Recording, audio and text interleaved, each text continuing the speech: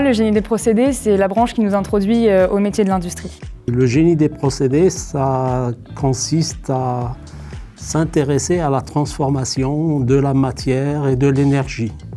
Donc la matière telle qu'elle est disponible ou l'énergie telle qu'elle est disponible, ça ne correspond pas à l'utilisation finale, ça suppose des transformations.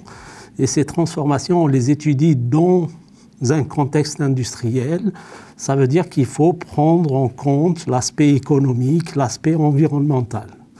Donc c'est le génie des procédés dans sa déclinaison générale et nous proposons des domaines de spécialisation ou de petite coloration.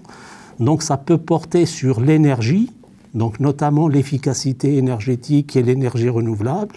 Ça peut porter sur les procédés durables de transformation de la matière et ça peut porter sur l'ingénierie de remédiation à l'impact environnemental. Il y a donc cette formation qui est proposée au sein de l'Université de technologie de Compiègne, mais le génie des procédés a des partenariats au sein du territoire national et à l'étranger pour pouvoir envisager des formations en double diplôme avec ces écoles ou universités partenaires. Donc en France, on est partenaire avec l'Institut national supérieur des techniques nucléaires.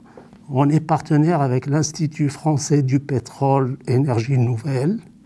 Et on a une dizaine de partenariats à l'étranger où il est possible d'effectuer un semestre d'études ou de préparer un double diplôme. La formation d'ingénieur en génie des procédés, c'est une formation très transversale. Nous, on dit que c'est un carrefour de disciplines et ça renvoie à toute une panoplie de métiers, aussi bien des métiers de terrain, donc d'exploitation et de gestion de procédés, de production de matière ou d'énergie.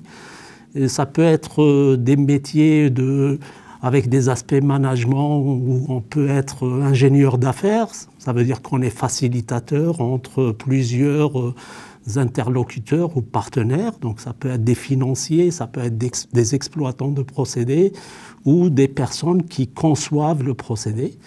Et on peut être également dans des bureaux d'études où on est en charge de travail, de modélisation, de calcul, de dimensionnement des équipements.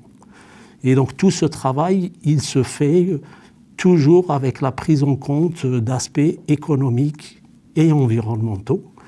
Et c'est pour ça que l'ingénieur en génie des procédés, dans le contexte d'aujourd'hui, c'est un ingénieur qui est en prise directe avec les problématiques sociétales d'aujourd'hui, notamment celles qui sont en rapport avec l'environnement.